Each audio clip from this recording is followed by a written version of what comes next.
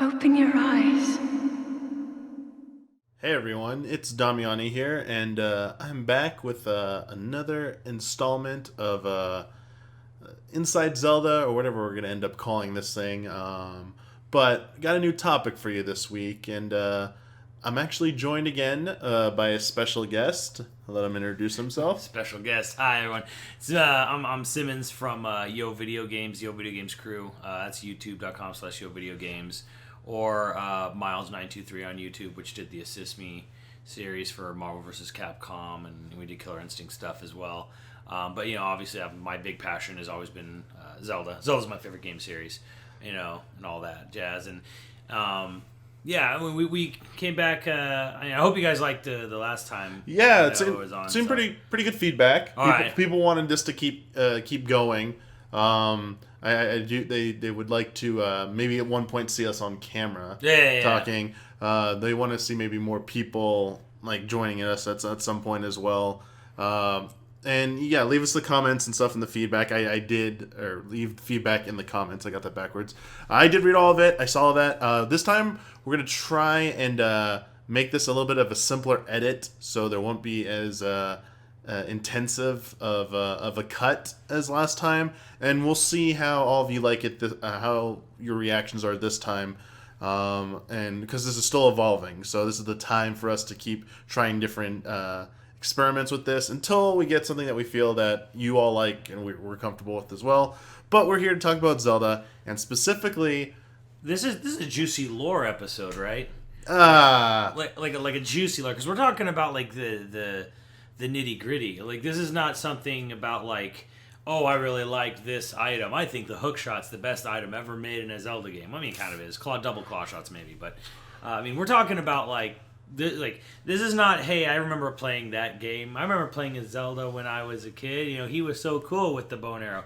I mean, we're talking about the story, like the actual story. This time, we want to give you just a little tiny heads up before we go any further. This is going up after Breath of the Wild has been released. However, we might talk about some stuff that could possibly be viewed as spoiler content for Breath of the Wild. The purpose of this is not to discuss Breath of the Wild's story or to just spoil it and tell you what happens in it. We're going to try and avoid that. But the topic matter we're going to talk about today is going to revolve around story in Zelda games, and there might be points that come up that you might view as spoilers. So if you don't want any kind of that happening, you might want to wait until you finish Breath of the Wild before listening or watching this episode. Otherwise, that's it. That's the only warning I get to give you.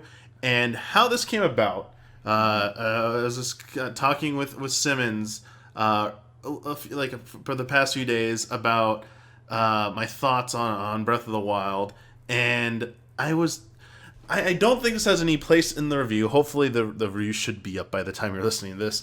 I don't like to make a point about talking about timeline stuff in reviews about Zelda games, because it's not really the place for it. Yeah, that's really not a review capacity. I mean, a lot of people will, because of their emotional investment, I feel they'll place and rank Zelda games personally based on stuff like timeline and placement and all that. But I think when you look at it critically, and analytically, you're looking at just the game itself. Yeah, you're looking at just the story within each game. You don't judge it based on how the other stories were. Yeah, exactly. And I don't think anyone reviewing the game should be looking at where it is. Just, where's the story take place? It should be like, is it better or worse mechanically than past games? Sure. I mean, unless like it's if Zelda was a visual novel, it would be in trouble. I think that's what we're gonna get at right from the get go. Is that if Zelda were a visual novel series, the series would kind of be in trouble. And I would say the series has kind of been in trouble if you wanted it to be like a continuous thing for a little while now. Yeah, this has been bugging me for a while, like for years. This goes back a while. I'm trying to remember when exactly, but what kind of prompted me to bring this up again was after finishing playing through Breath of the Wild, I was just left with this a little bit unsatisfied in the area of Nintendo fulfilling where this game takes place in the timeline? Does it further develop the lore of the established timeline and the continuity that they presented in Hyrule Historia back a few years ago? And this is like the biggest spoiler I'm going to get into it. Breath of the Wild is, to me, it doesn't. The game does not answer where it takes place. Quite frankly, I don't see where. I like, someone like me is confused by the information provided in that game. I personally would prefer if they come out and say it's in a timeline D, has no connection to any of their games, something like that. But the point is, there are a lot of like Easter eggs in the game with these names, these call outs to specific people or whatever. Or other games. Yeah, you saw that from the beginning. Yes. Like when they streamed the actual game, well, that's not even true, because when they streamed it at E3 this year, one of the first things you see is a Korok. Yep. Which right there is like, is it Wind Waker's timeline? Well, that doesn't make sense. They're walking around a Hyrule that's been abandoned but still there and not underwater. Here's the Temple of Time. Like, yep. you're just going, and that's all just going by E3 footage. Yep. This isn't final game footage. I mean, all I'm talking about was stuff that was shown in June of 2016. So that was already kind of head scratching, I feel. And then as we got into the Game Awards, there was the trailer and it had like the bird people. And it's like, wait, so is it Wind Waker? Is it not Wind Waker? That doesn't really make sense if it isn't, just because of the story of those games. But yeah, I think it's a little weird that, actually, you know what? Here, let me just get into what I think.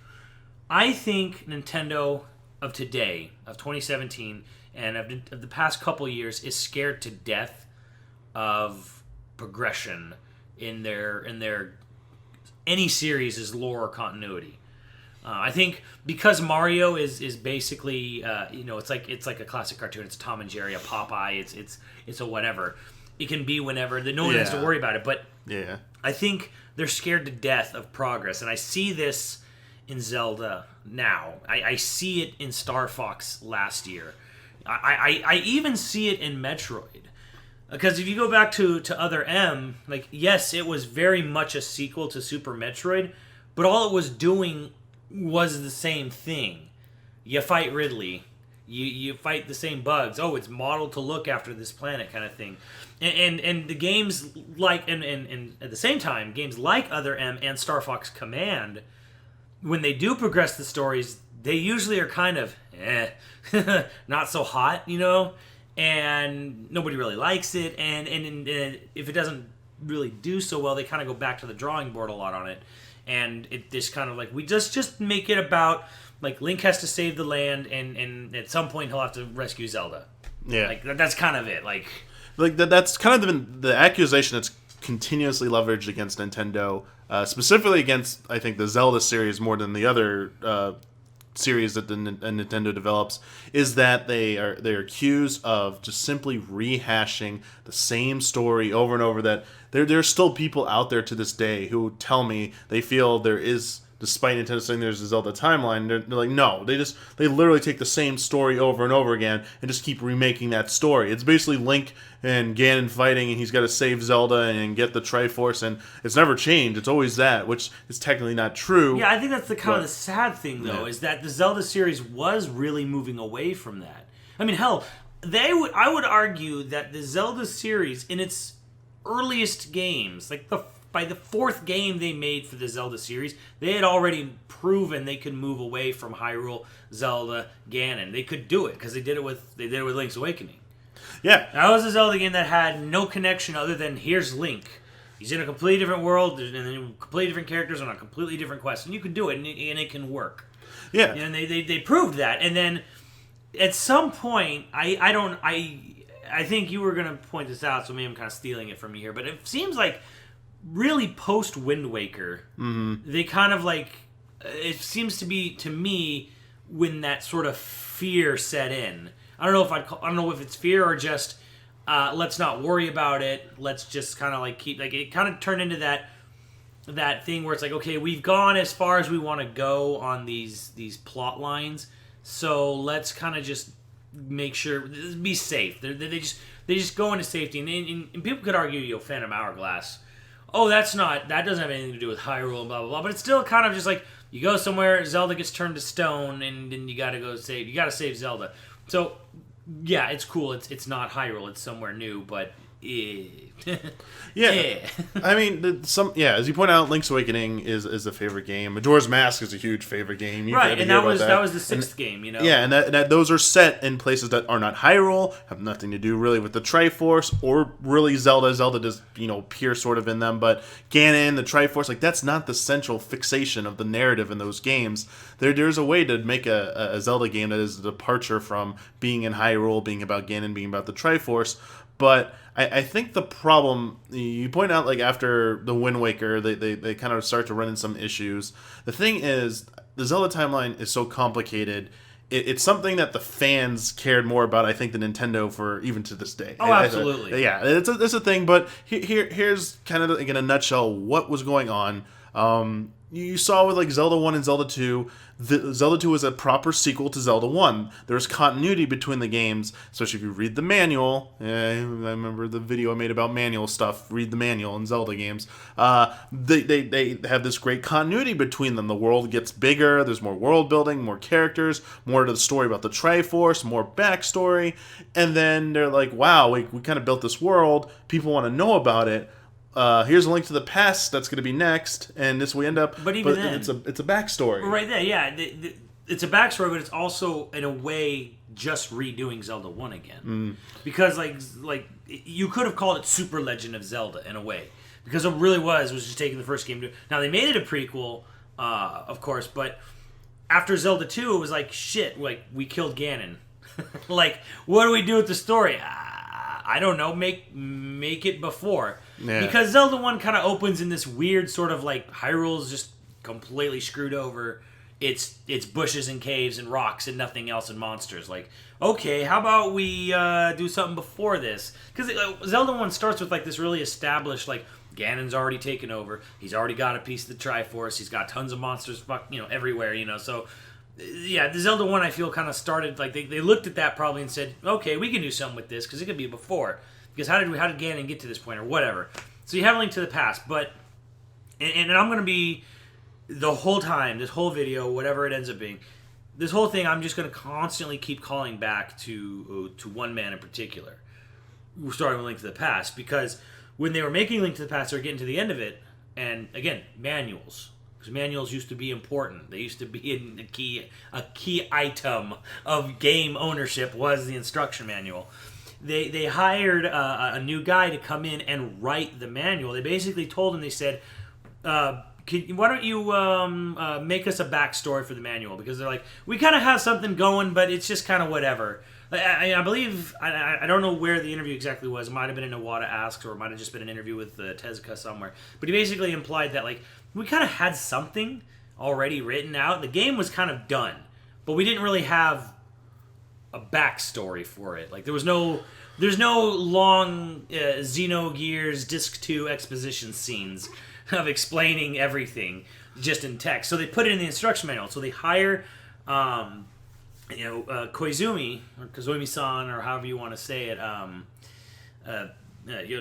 believe it's Yoshitaki Koizumi. I might get that wrong. Yoshiaki Koizumi, sorry. Yoshiaki Koizumi, he's a film student graduate. So he comes from a film background, and he writes the backstory for Link to the Past. He kind of creates the lore. Now, granted, that got real played with when they localized it in English.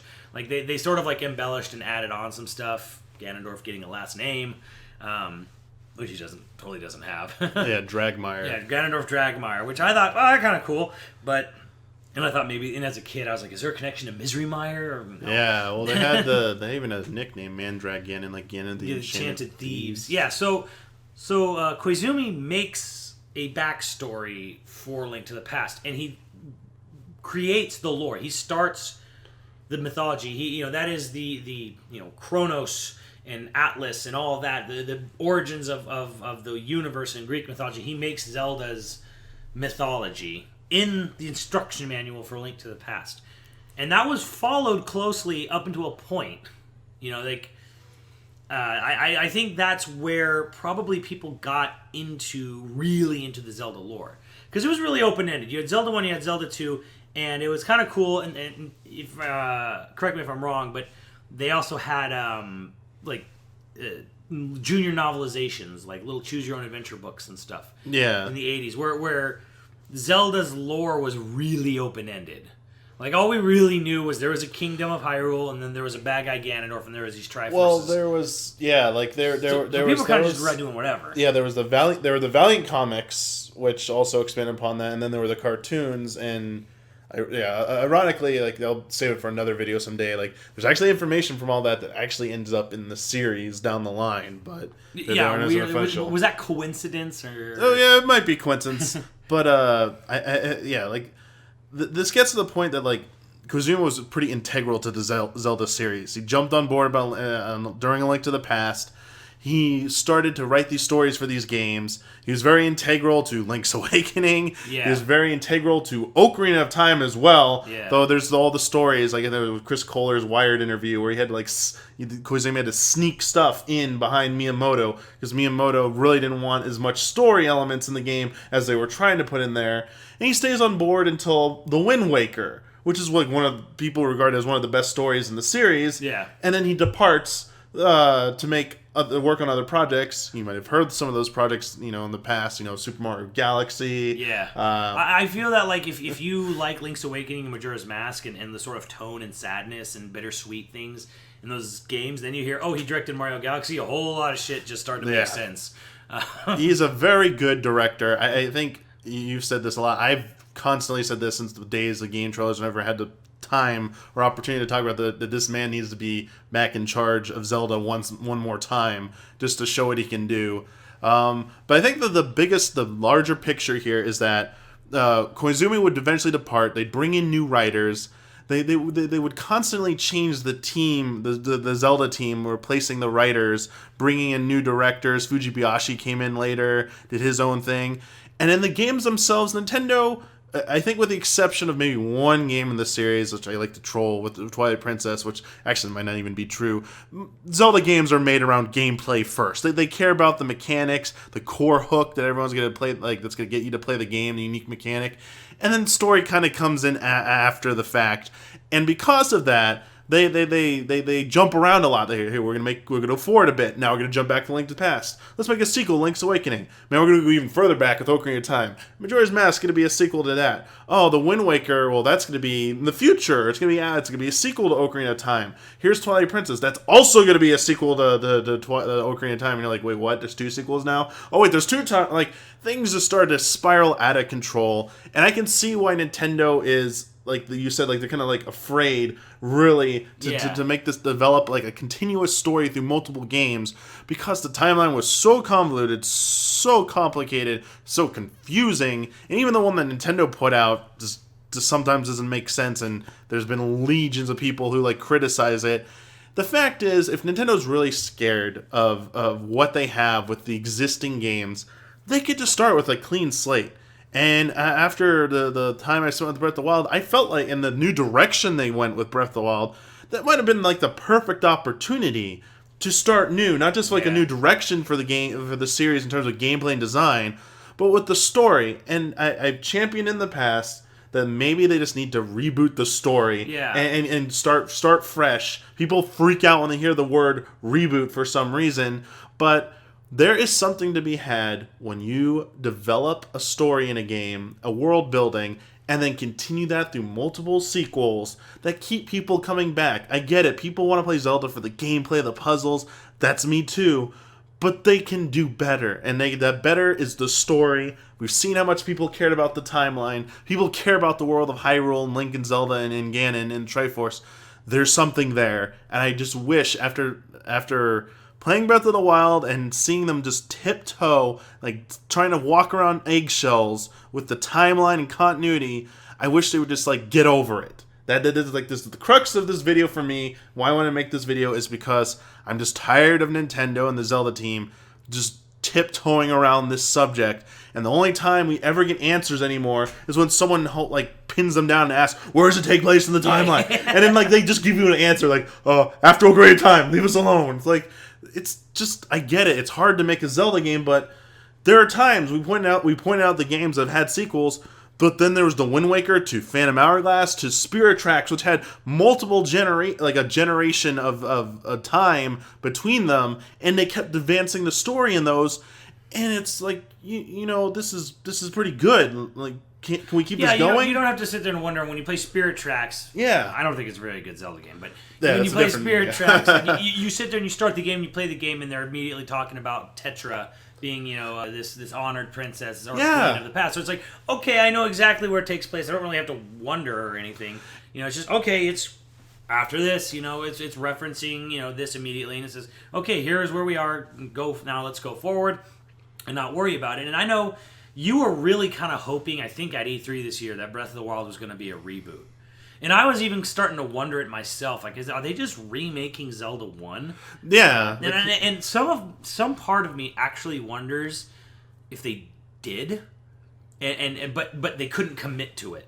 You know what I mean? Like, no. They really, like, the intention was to reboot Zelda's, like, story, but they didn't want to commit to it because they're afraid that it would upset people to say this is a brand new game.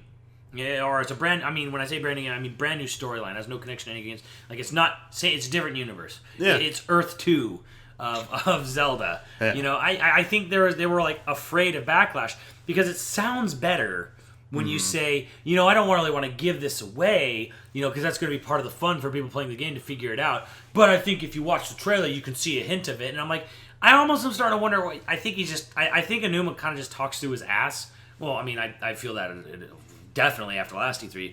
I think the man does just talk through his ass, like, recently. Maybe he's just old and doesn't give a crap anymore. But like, it seems almost that you could have just said it's its own thing. Yeah, there's no connection. It's a completely new alternate universe. To be fair, like, someone needs to sit down at this point and just ask them, all right, you said it takes place after Ocarina of Time, which is the only information they're giving you. Just someone needs to sit down and be like, we've played through the game. It doesn't really answer where it takes place. Like, where does it take place, and or is this just something separate? Is this new? Because technically, I joked about the Timeline D thing. There's no Timeline D. If this is D for Damiani. If this is a reboot, if this is a reboot and it's its own separate canon, they can still have an Ocarina of Time like event. They can still make a prequel to this game, like at some point, that's sort of like Ocarina of Time, and start creating this new mythos for it. There's nothing to stop them from doing that. We just need an acknowledgement one way or the other. But to your point, when you were talking about you didn't have to know about, like, the time and place when we were playing through Phantom Hourglass or Spirit Tracks.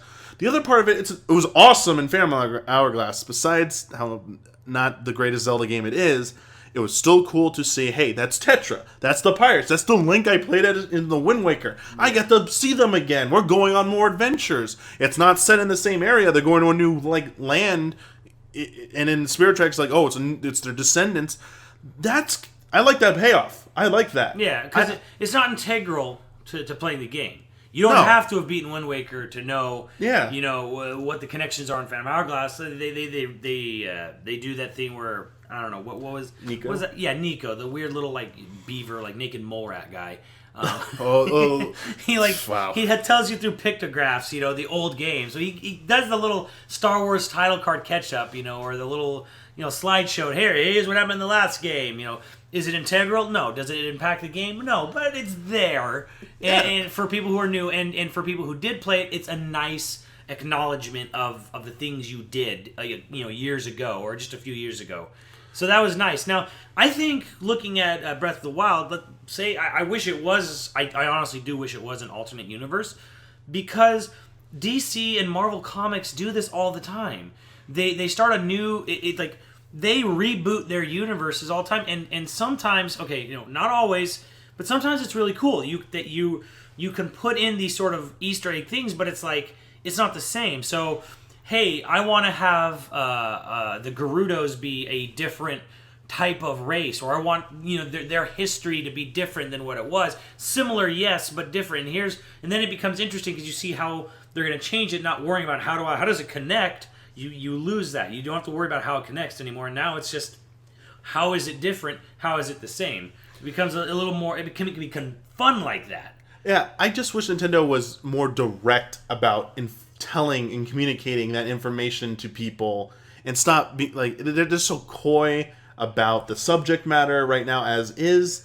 They just need to that's why I think they just need to cut ties with the existing games, be like that's their own continuity. Yeah. And I get it. They're worried. They might be worried that if we announce that it's after this game but before this game, people are going to know or have expectations what's going to go on there. It's the whole reason Disney made the announcement that they were cutting the expanded universe into its own little new spin-off. Legacy. Oh, yeah. What are they going to call it? Legacy? Legends or something legendary. But they basically said, like, if we keep this continuity and this lore, you all know what's going to happen in these films. Like, we can't do that. We need to surprise you. We need some wiggle room to do our own original thing. And I would let Nintendo do that. They wanted to make new Zelda games that had no connection to each other, but there's different like styles and different, like you said, like Gerudo or this way and this one. They're totally different interpretations. Majora's Mask. If they just told us. Yeah, Majora's Mask is that example already. It existed. Yeah.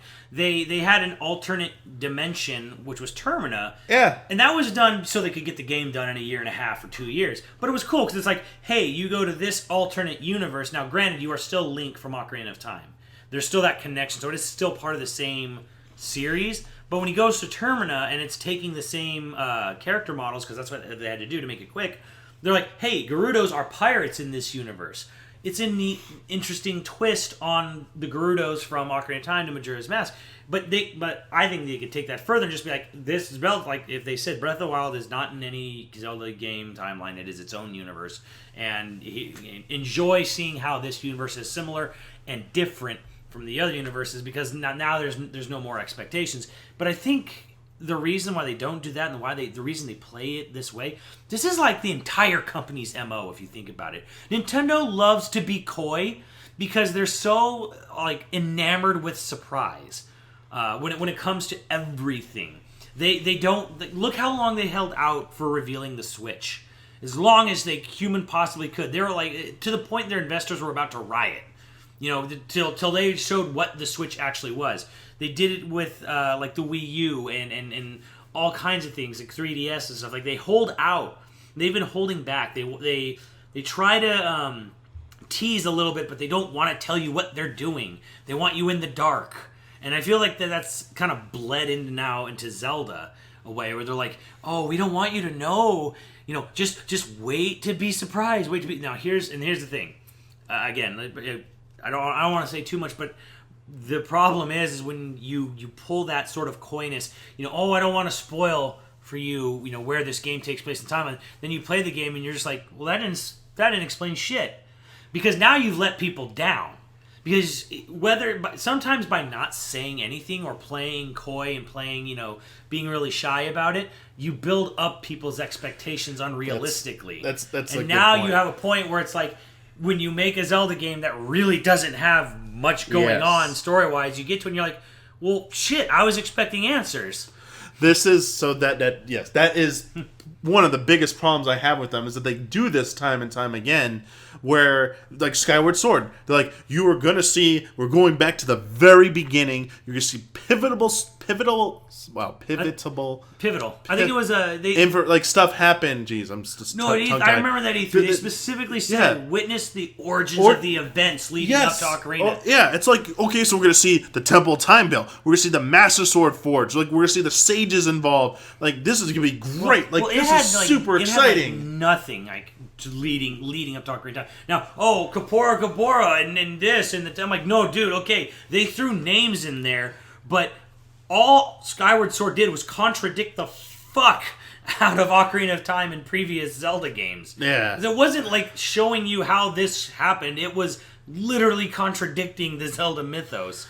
So, and then of course, I kept expecting through that whole game, okay, where's it going to tie in? Where's it going to lead up? Where's it going to be like the cool little send-off that's... Okay, I mean, granted, they're not great movies, but do you remember when you saw the last bit of The Hobbit, and it ends with old Bilbo sitting in his chair, and he hears a knock on the door, and it's from the inside of the start of Fellowship of the Ring. I was expecting that moment in Skyward Sword where it literally is the handoff leading up to Ocarina, and the baton pass, and it doesn't happen. It doesn't happen. It didn't happen at all. I'm sorry. Like that's the problem. Like, I get it. Like, you shouldn't, like, building up expectations, though, this is what happens to people like us, like Simmons and me, is that we have they say this stuff in our minds, we didn't interpret it this way, and then we have these expectations, and when they're not realized, we come away disappointed. And it's just better they just maybe don't say anything about it. But that's when you were talking about Nintendo being coy and stuff. I take a more cynical approach when it comes to Nintendo. I think they just like to make you think about things like with the timeline, like, oh yeah, the fans are doing all the legwork, guessing and making up these crazy theories. That's great. They're talking about like fans carried that damn series when there'd be years between games because they would just argue about the timeline in message boards nonstop. And Nintendo was probably just looking like, oh, thanks for doing our job. Like, we don't have to do any marketing. Oh, yeah, I totally had that plan. Yeah, and then, but the problem is they released a timeline, they gave information, and now the precedent's been set. Now, after Skyward Sword, they released the timeline. Every game after that needs to now, they need to give a damn about it because if they put it out there, that's telling me you give a damn about the timeline. And when you do something with Breath of the Wild and build it up like this, and then it doesn't answer crap, and I have no idea where it is, and it could be its own isolated thing, I don't understand. To me, it just says, we don't know what to do with this, actually, and we're just jerking you around, which gets on my nerves. Well, here's what the part of all of this that gets on my nerves is not just what you were saying, but it's the fact that now they're embracing voice acting, presentation value. So, I mean, we got them to get the orchestrated soundtrack in the games, which is its own story. But now that we have voice acting in these cutscenes and, again, I'm not going to spoil anything, but it's like you're going all this extra miles to hire voice actors, motion capture actors, have event, scenes that are completely non-playable, that are all...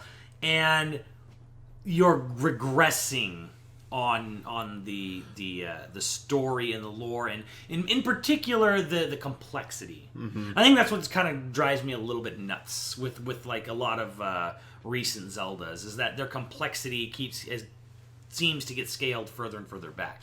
Like, they're emotional, but there's no sort of there's no sort of building up of any of the actual characters too much. Now, I know Kyle will argue this point to the death with me about like Skyward Sword and Zelda, but in particular, I'm talking about in like say villains.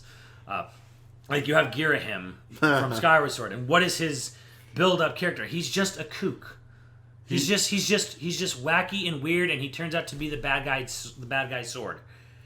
And okay, like I guess I think when you're going to go this extra mile for all this presentation and voice acting and orchestration and blah blah blah, you deserve, or not deserve, we should try to at least go a little bit further with the characterization than just what is equivalent to Bowser. Yeah. You know what I mean? Like, I hear like the flip side of that is Mario Sunshine, which has way too much story for a Mario game and voice acting, and shouldn't have it. But that's Mario. When you're Zelda and you have a timeline that spans like 14, 15 games and has all these connections and stuff, you deserve, like, I think people expect a little bit more to go into its villains, its plots, its motivations than just, here's an evil thing. Stop evil thing. You stopped evil thing. Yay. I would say it's a segment of people who care about that. I want to be fair and say that not everyone who plays Zelda games actually cares about the timeline or the story, but there are people like, and you just look at the history of Zelda timeline and the arguments and look at that history and then try and tell me people didn't care about story in Zelda games like they did. Well, here's the thing. I'm sure the argument probably from Nintendo's side is we don't want to complicate people with the timeline. We don't want people to have to know the long history of Zelda to enjoy this game. I understand that, and I agree to that to an extent, because there's a very similar argument in the fighting game community, which is kind of where I'm from a little bit, definitely with Maximilian. But the argument we always have and we always try to say is people always want to dumb down fighting game. Like Marvel vs. Capcom Infinite. A little off topic here, but bear with me. I will rope it to Zelda. Marvel vs. Capcom Infinite is a really dumbed down, seemingly battle system because it's 2-on-2, no assists. You can do these like tag in things, but Marvel vs. Capcom 1 was 2 versus 2, and then you had these extra bonus character assists that you would pick. So it was kind of 3, but not really. You didn't control the third. It just come in and do a special move, and that's it. And then Marvel vs. Capcom 2 comes out. Marvel vs. Capcom 2 and 3 is 3-on-3. And then now, what they want to do is they want to scale back. They use the term going back to its roots. Zelda's kind of going back to its roots with Zelda 1, Breath of the Wild. The connections there. Here's the problem, though, is that if you had a more better written characterizations, you had a more invested plot, the people who don't play Zelda games, they'll be like, whatever. Mm-hmm. It's not gonna hurt the game for them. You know what I mean? Same with fighting games. It's like you make it complex because the people who aren't good at fighting games are never going to know if it's in there or not. Like with Smash Brothers. Smash Brothers 4, where it's like, it doesn't have the advanced techniques, of shine stepping and wave dashing and foxtrotting. It doesn't have all that stuff from Melee, because because Sakurai had that whole I don't want it to be too complicated. People who don't play Smash Brothers at tournament level will not know if that complication is in the game or not. It makes no difference to them. They still enjoy the game regardless if it has a lot of depth or not. And to Zelda, I feel they've probably taken this to heart a little too hard about, we don't want it to be too complex, we don't want it to get too wordy because people will get bored or they'll get lost, and we don't want that. And it's like, no, throw it in there, don't make it mandatory, but make it connect, make it complex, have these really good motivations and well-written characters and plot lines, because the people like us will really enjoy it, and the people who don't play Zelda, they'll just be like, oh, cool, whatever, I don't care, I'm having fun, I'm just walking around whacking things, you can serve both audiences. You don't have to dumb it down or just constantly remake the same plot line over and over because you're afraid of people being too lost. I mean, it's Zelda, not Kingdom Hearts. And that's the thing. Kingdom Hearts is a hugely successful franchise. And I don't know what the hell's going on in that story any longer. Nobody does. But for the hardcore fan base, it's great for them. But for everyone else, I just get to run around with Mickey and Donald and Goofy and I whack things out. This Princess Jasmine. That's awesome. Genie. Cool. That's all it is for most people. And then you have this really convoluted as hell storyline for all the super fans. And everyone's served and everyone's happy. And you could do the same with Zelda, but Nintendo is in this weird rut of just remake the last game. Just remake Star Fox for the 8th time. Just remake Zelda 1. Just remake Mario again, like Mario 1. Just remake it. I want to say two things. The whole thing about they put these production values into Breath of the Wild, and then they don't have. Part of me wishes that they wouldn't have put any production value into this game's story, the voice work and stuff, and left it cryptic as heck. The world is how you learn the story, because to me it would have gone hand in hand with this game's nature, and because of how it's more like Zelda 1 than any other Zelda game in the series, to me. Yeah. Is how I interpret it. And it would have been cool to come across, it does happen in the game, come across a ruin, come across this random thing, you get some story development for some side thing, and it helps the world building. I wish maybe it was only that, and I would have appreciated it more. But the thing is, Zelda Breath of the Wild bucks the trend of being an easy game in terms of Zelda easy. And the fact that Nintendo is daring and bold enough to do that, where a game that is not going to hold your hand, you're going to die a lot, it's just the whole mantra of we don't want to complicate things with the story. It's this game's already getting pretty complicated. It's going to frustrate a lot of people. Where's my fairy companion who's going to help me tell me where the next dungeon is? Where's the checkpoint here? Why am I dying so much? But yet we can't have a story that has some real serious depth and layers to it, and might have some connections to other stuff, because we don't want the fans to think that hard about it. You're already thinking hard about everything else in that game. It kind of just Yeah, boggles my mind. I mean, I was super jazzed when they were talking about when Enuma, I think back in 2014, like spring 2014, was saying when they announced Wind Waker HD, and he was talking about, the two things you want to try with Breath of the Wild, which really didn't end up happening, which was completing dungeons in a specific order and playing it alone. Well, kind of both of those got thrown out the window for Breath of the Wild, but because there's not that many dungeons, but you can do them in any order. But the point is it's kind of like, I was really happy to see, and he's just a producer, not the director, but I was really happy to see him learn that, people want to be lost in a Zelda game. Because he was like, we were always afraid of people being lost in a Zelda game. Why? That was the foundation of the franchise, was having this open garden that you could wander around in at your leisure, and there was no pointed direction. It was not just go right until you reach end of level. That was the point of Zelda, and somehow they lost that fact along the way. So Breath of the Wild comes around, and now it's like, it's exactly the opposite of what they were doing, and going back to its roots in a design perspective, which is great. But I almost feel that the only reason it's doing this is because games like Skyrim sell 20 million copies. And you have GTA selling like 75 million copies. And I'm not saying Nintendo directly just mimics what other people are doing, but I think it had an effect on them when they sat there, looked around, and saw all these open world Western RPGs and were like, okay, Jesus Christ, they sell like tons and tons and tons of copies. Skyward Sword sells like, what, 3 million? 4 million at most on the most successful console of last generation. And then you see Skyrim, and it sells 20 plus million. They had to sit there and go, okay, clearly we're not doing something right. And maybe the feedback they got was just like, people like being lost. Oh, let's make it, well then let's do that. So maybe the reason why Breath of the Wild's gameplay is the way it is reactionary to the greater market trends in general, which were inspired by the first Zelda game, ironically enough. But somehow they lost the plot. So maybe I think from a gameplay perspective, they moved it into this area because of a response to other much, much, much higher selling titles. But again, the story, which is completely different, which, as we've said, probably is tacked on late in development. When it came time to doing the story to this game, they probably went, what should we do for the story? I don't know. Fuck it. Just kill Ganon. Okay. And that was probably it. Yeah, I also think it's more for the last few entries. They've just been hearing from critics and from fans, these games are too easy. These games are too easy.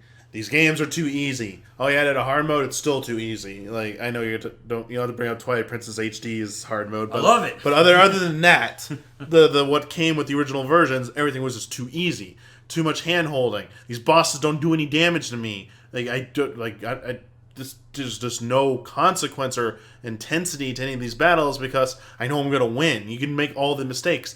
And that some people might like that, but I think they kept seeing this like, what's a common thread of criticism between all the most recent Zelda games? Too easy, too easy, too easy. All right, let's listen. Let's try and let's do the opposite this time and see where it takes us. And I think that's why you probably arrived at what you have with Breath of the Wild.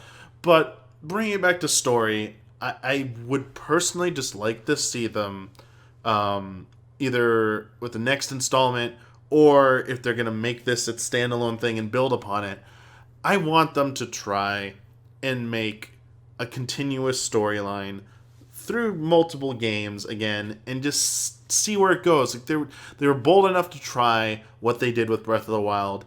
Take one more step for me, Nintendo and Zelda team. Please try it out and see the payoff, because there's so many series out there. Simmons brought up Kingdom Hearts.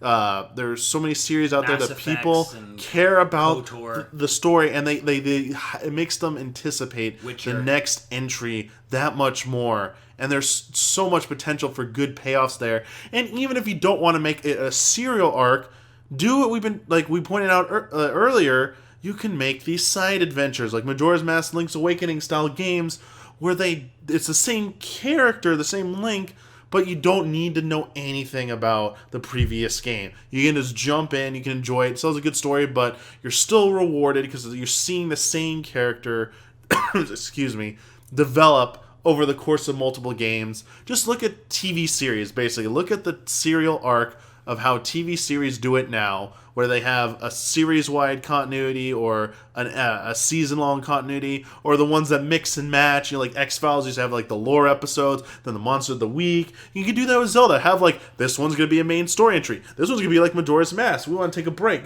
Then this next one's going to come back and be back about the main lore building. And then they have so many different options. I just want them to try it. I think what they should do is what you just pointed out with a TV show. What a TV series usually does when it starts is they build a Bible. It's called not religious. It's just called a Bible, because here's what you should do. Someone should just write out a fully fleshed out giant Bible for the Zeldaverse going forward, and you have all these basic rough outlines of all these giant plots or side stories, whatever. Have a Bible written out way ahead of time. Like, do it now. And when you make your next game or games, you just decide, okay, that's our plot. That's the plot. Like, okay, we'll go with this story. We'll go with this story. We'll put it right here. Like, write out a huge Bible ahead of time for the series, rather than making, like, because the way I look at it now is they probably sit there and go, okay, what should we do that's different and unique, which I disagree with also. When they sit there and decide, what are we going to do for the next Zelda game, and they do all these prototypes of gameplay styles, and then they find something they kind of all agree on, and then they go with that gameplay hook, and they build a whole game around that gameplay hook. They prototype for a while, and then at the very end they decide, what do we do about story? I don't know, throw something in. Write a Bible that's completely disconnected from any gameplay elements, and then decide how you want the next Zelda game to play, and then look at that Bible and say, okay, let's put this story in it. Let's use this one. That's it's something they could do. It'd be easy to do, and it's something that they probably should do. Now, personally speaking, I would rather, more than anything, just have either a Koizumi-directed Zelda game or a Tezuka Koizumi game combo again.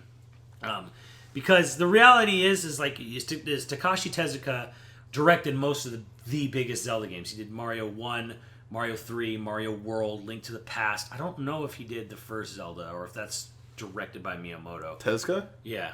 He had a lot to do with Zelda 1, actually. I know, but was he the director of Zelda? Because I'm saying he was the director of Mario 1, Mario 3, Mario World, Link to the Past, Link's Awakening. He actually, in truth, he is probably has as strong of a hand in the direction of the original Zelda as Miyamoto. But Miyamoto gets most of the credit for Zelda 1, but that's what I'm saying, because Tezuka had a lot to do with Link to the Past and Link's Awakening in particular, and this is why I kind of feel that I would really like Nintendo to take EAD 2 or 3, I forget which group does Zelda, and say, you guys are either going to come up with an original pitch, because, they could use a new IP. They've got plenty of IPs. You can do a new one.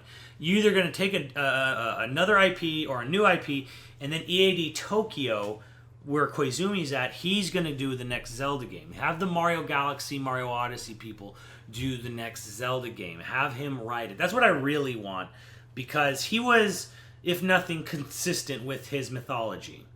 And that's the thing why people got into the Zelda timeline in the first place, I truly feel is mostly because of Koizumi, because he starts the mythology in Link to the Past. Link's Awakening is a complete side game, but it's wonderful. Then he does Ocarina of Time, which adheres and follows what was said in the instruction booklet to Link to the Past.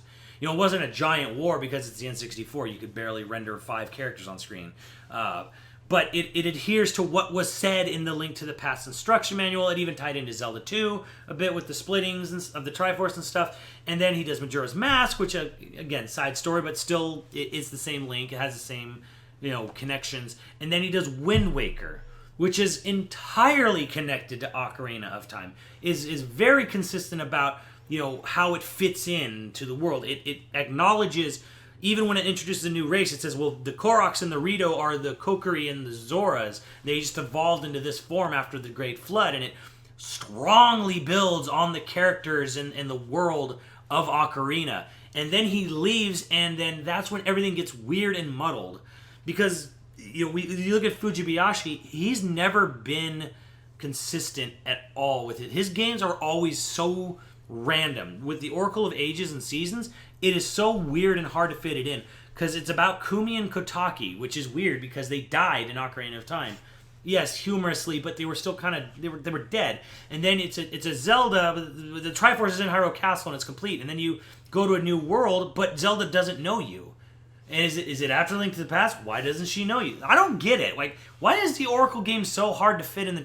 General Onyx talks about being from the Dark World. What? I don't understand. Whatever. Minish Cap really makes no sense. Especially when Enuma says, oh, it's before Ocarina of Time. Okay. And it talks about the Pickery and the Pickery Blade and the Force Gem or whatever the hell it was, like the not Triforce. And it's like, what the hell is this? This is so weird. I thought Link got his hat and suit and his tunic from the Kokiri Forest. And then Skyward Sword, which just completely abolishes everything Koizumi started. So he's always been this weird guy who just, I don't know if he does it obliviously or intentionally, but like he just doesn't adhere to anything that happens in the past Zelda games. He takes names and characters and visual imagery that's from these other Zelda games and goes, yeah, that's great, put it in my game. But does it fit? I don't care. It's, to me, that's if the Zelda series were handled like the Oracle, like Minish Cap, Four Swords 1 and Skyward Sword, nobody would not have the same kind of fandom where people are interested in the timeline as much because it's so random. Like if you took just his games alone, it's I believe it's Koizumi's game and influence where he had an established backstory mythos and then followed up on it and adhered to it and stuck with it and then went in different directions with it, but it was still always about that general storyline about the three golden goddesses creating Hyrule, and then they made the Triforce and left it in the Sacred Realm. And all of that just sort of was surrounding his games. And then when he left and new people come in, it's always kind of muddy. Like there's always stuff that doesn't make sense, that doesn't really connect too well. Like Twilight Princess, I love the game, but Ganon's whole role in that game is so weird and bizarre. Like it doesn't really make a lot of sense, But again, it's not the guy who had his hand on the pulse of the story to begin with. So he looks cool, and I like fighting Ganondorf in Twilight Princess. But yeah, to me, that's kind of the problem. I think you have the love and you have the fans who really got into the storyline because it did have a flow to it. It had connections, and you enjoyed seeing those connections. And then when you get to the Zelda team of today, it is random, and it's frustrating. I think for me because it's like I've gotten to the point where my brain checks out now. I don't even care. Because if I try to fit it into the Zelda timeline, I know I'm just going to upset myself. Because this just doesn't... It's just too... It ignores too much stuff and just doesn't really fit in so many other ways. It's like, I'm losing a big piece of the Zelda franchise that I loved with more recent games because it just doesn't... It doesn't stick to the plot. It doesn't follow the path that it's supposed... It just doesn't stick to what it started. It's all just kind of like ramblings of a madman. Like me right now. I'll be brutally honest. I don't really like Fujibayashi is at the helm of Zelda games, and just because I just fear what will come in terms of story. None of the games that he has directed story-wise have blown me away. The problems you outlined about what he does with his entries in terms of trying to fit them in with anything, they've always been problematic. And yeah, I do agree that I like the older games. I like the older stories. I liked Koizumi's work. I like Kensuke Tanabe also having a hand in those along with Koizumi, though. Which I can't ever think of his name. Koizumi had a slightly larger influence, but them together did wonders for the origin and the lore and the world building of the current Zelda series and the timeline. And that's why I was so worried about Breath of the Wild. It was not necessarily because of the gameplay. Like I always feel that the team that they have there for the Zelda team does a good job for the most part at pulling out a good experience to sometimes an amazing one. I just always worry about the story, and Skyward Sword to me, they tried a lot with the story. It just was not. To me, it was a failure. I think we were joking. I wanted to bring this up real quick. Someone was trying to say that like they're worried about the future of the Zelda series in general because they keep doing the same thing over and over again because they haven't had their Final Fantasy 13 moment where one of the games bombs so badly and is critically panned. And you know what? It wasn't critically panned, but for me personally, Skyward Sword was that moment. That game, not just the story, but everything about that game to me just said like this is not the direction I want Zelda to go in. And I was terrified about what they were going to do. It really seems like they felt the same way. Yeah. Because Breath of the Wild is everything Skyward Sword is not. Yeah, it's the antithesis of Skyward Sword. Anuma talked about, we could never go back to normal controls after motion controls. Oops. That went out the window. Thank God. Normal controls for Zelda are back, baby. It's like, we really liked having, we learned a lot from Mario level design, having this more focused approach. No, screw that. Nobody likes it. The thing is, Final Fantasy 13 and Resident Evil 6, they were both very good selling games. Mm-hmm. But nobody liked them. They bought them because of the past games. Because of Resident Evil 5. Because of Final Fantasy 12. And all the other Final Fantasies before, and Resident Evil before that. And then you got Skyward Sword, and yes, a lot of people bought it, but it plateaus. And basically it sells amazing in its first week or month, and then never again after that. And I'm pretty sure that's what happened with Skyward Sword. And I'm pretty sure they saw the criticisms, even though the ratings were great. Because the thing is I don't know if it's humanly, physically possible for a Zelda game to get a low rating. You saw people still to this day quote 8.8. Oh, from Jeff Gertzman at Giant Bomb. And I actually disagree with that review, only because I don't feel it's consistent with his other things where it's like, because I remember, was it like 9 point whatever for Gears of War 2? And I'm like, Gears of War 2 is exactly whatever. No, but whatever. 8.8 is still a good score. And when it's that low for a Zelda game, people lose their shit. So I don't sit there and I don't think you could ever say, well, there's going to be a moment where people don't rate. Like, there's never going to be a Final Fantasy 14 original moment.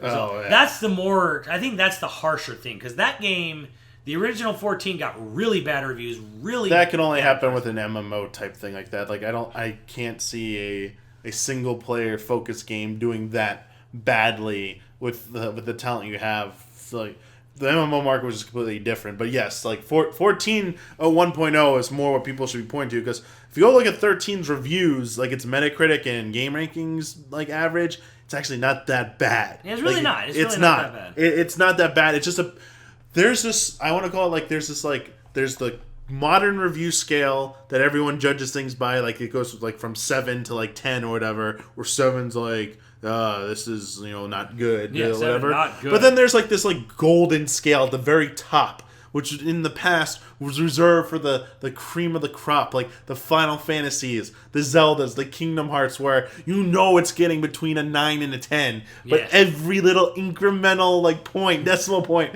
was so important to everything in the world. It's it's got it.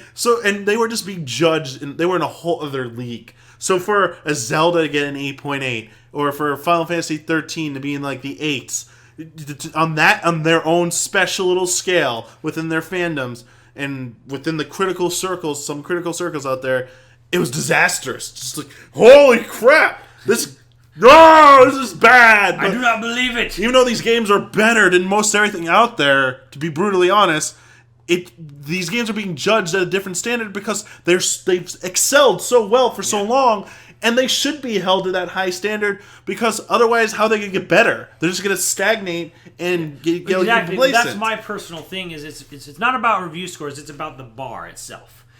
And when I say Zelda makes the best games ever, because I look at Link to the Past, Link's Awakening, Ocarina of Time, this bar. I want every Zelda game to meet that bar. When a Zelda game doesn't meet that bar, yes, I will vocalize that, because they gave me the best, and they showed me that they are capable of making the best games ever. So I want, when you spend 6-7 years on a Zelda game, I want you to be hitting that bar. If you're not going above it, you're not going to raise it, please hit it. It's my money, again, it's my investment, whatever, in my time. But look, you proved what you can do. Don't slack. I don't want a Zelda game to be anything less than the best. Because that is the cream of the crop for me. And this is why, besides this being personally important to me, the story in Zelda games, the timeline, this is why I push so hard on this subject. It's because when a series truly wants to be excellent, when you want the next game to set the new standard for your series to be judged by, and for other games to be judged by, you need to look at every asset or every facet of that game possible. And when it comes to Zelda, that includes story. They can do the most amazing design, puzzles, and dungeons forever. But they've already proved that. They've proven that to me time and time again in the past. They know how to make excellent dungeons. They know how to make excellent worlds. They know how to make excellent boss fights and puzzles and all that stuff. But only every so often they've proven to me they can make good stories, not excellent stories, good stories in their game. And they could push that further if they were looking for room to improve, doing something with continuity or a payoff through by developing the story more. That is another area they can definitely improve and try to be a little bit more take more risk with that. And that's why I harp on this so much. Is because everyone's like, well, why do you care so much about the Zelda games? Or only this? That's what everyone will tell you. They'll say like, why do you play Zelda games for story? You don't ever play Zelda games. Never have good stories. Lies. There are a few exceptions where Zelda had exceptional storytelling. I consider that Link's Awakening. For many, it's Majora's Mask, and I can see that in Wind Waker. Mm-hmm. Those were all really good, well-told stories. Some of them were obviously a lot deeper than others, but the point is those games had excellent storytelling. Mm-hmm. So it can have again. It goes back to like, well, why do you care about that? Why would you play Zelda game story? Because it's had it. It's had good story. It can have it again. Don't raise you can't raise the bar up there and then just be like, wow, look at that. Yeah, all right, let's never again. Yeah, for as much as some of you out there disagree, my points on viewpoint on the Wind Waker. I'm going to take it from your point of view. You love the open seas and exploring. It has tons of dungeons, has exploring, all this good stuff that you claim is like really good, but it also has a great story. They can do all these things together. And as Simmons pointed out earlier, there is a way to have this, and people can just ignore it. As long as you want to go out and explore and you don't care about the reasons, you just like, I just want to go out and see what's over the hill. I want to see what's on this new island. I want the dungeons. I want the puzzles. You could just filter out the story. Hit start to skip them. They've been adding cutscene skipping for a while now in Zelda games. You don't have to pay attention to it. But for people who want it, please, I implore you, Nintendo, try and do a better job with your storytelling in Zelda games. Just try a little bit harder and try a little to just care, show that you care a little bit more about the timeline if you're gonna put out all this information that leads us on, makes us have these high expectations for answering questions, and then we don't get those answers, and then you're confused why we're so upset about it. It's because you're leading us on. Do something like what Simmons said, or about get a team together, build the freaking Bible, the Zelda-verse lore or whatever, and kind of stick to it. And here's my biggest piece of advice to you. You're worried, well, we're going to get shoehorned into stuff and we're going to get complicated. Like, stop going back in time. Just go forward. Time travel and stuff, not very good. There are very few things that do time travel well. Very few series that do jumping around back and forth in the order of the series very well. It's kind of screwed Zelda up. That's why it's so complicated. Stop doing that. You don't need to make prequels. Just keep going forward. If you need to explain something that's in the past, do a flashback or do something more creative in a sequel that explains, oh, well, this is really what happened in the past. That's where DLC comes in. Yeah. You want to explain something more? Do it. Maybe that's what's going to happen with Breath of the Wild. Maybe that added story in the holiday. Maybe that's going to add some more stuff to it. But I still feel that's really shady. If you leave out all your explanation until like the $20 add-on, well, screw you. I would hate that. But it's like if you want to expand your story, or if you want to like have a good enough story, but if you really want to like expand it more, then you could do that with DLC. But either way though, yeah, going forward would be nice, because if you're gonna stick to your timeline and not do a reboot. Go forward with B or C. A's got plenty. You could go past Zelda 2. You could go past any of them. You could go past Zelda 2, Four Swords Adventure, or Spirit Tracks if you wanted to. And I don't think I don't think you would be constricting yourself to anything. Because here's the thing. You go past Zelda 2, Ganon's gone. There's no more Ganon. Great. Because now you're not stuck forcing yourself to have Ganon in the game. Yeah. You go past Four Swords Adventure. Well, he's sealed in the Fourth Sword, which, again, that game should not even be in that fucking timeline. It should just be post-Twilight Princess, where Ganon died standing up. So Ganondorf's dead there. You don't have to have Ganon. Great. You go to Timeline C, post-Spirit Tracks. Great. There's still... You're not relying on anything. That is a brand new Hyrule. You know, brand new, whole different things you could do. Now, granted, you had that whole idea where the new Hyrule with the dumb literal spirit tracks, and I thought that was hokey as hell, and just like, okay, great, Enuma, your boy loves trains, great. Now the whole world has to.